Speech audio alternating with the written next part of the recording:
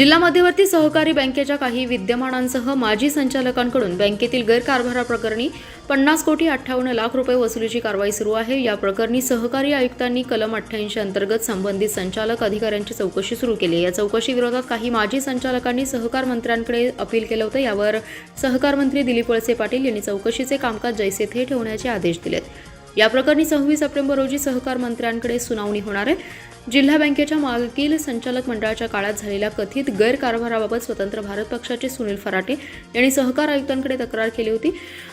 दळणकर यांनी आता चौकशी सुरू करत जिल्हा बँक आणि संबंधित माजी संचालक अधिकाऱ्यांना नोटीस बजावून त्यांचं म्हणणं सादर करण्यास सांगितलं। संबंधित संचालकांनी यावर वकिलांमार्फत म्हणणं सादर केलं। काहींनी वेळ मागितला। दरम्यान माजी संचालकांनी या चौकशी विरोधात सहकार मंत्री दिलीप वळसे पाटील यांच्याकडे अपील केलं होतं। यावर नुकतीच सुनावणी झाली आहे।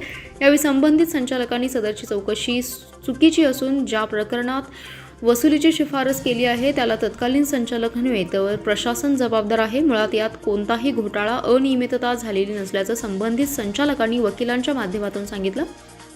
यावर मंत्री वळसे पाटील यांनी पुढील सुनावणी होईपर्यंत या चौकशीला स्थगिती देत जैसे थे ठेवण्याचे आदेश दिलेत। या प्रकरणी आता 26 सप्टेंबर रोजी सुनावणी होणार आहे।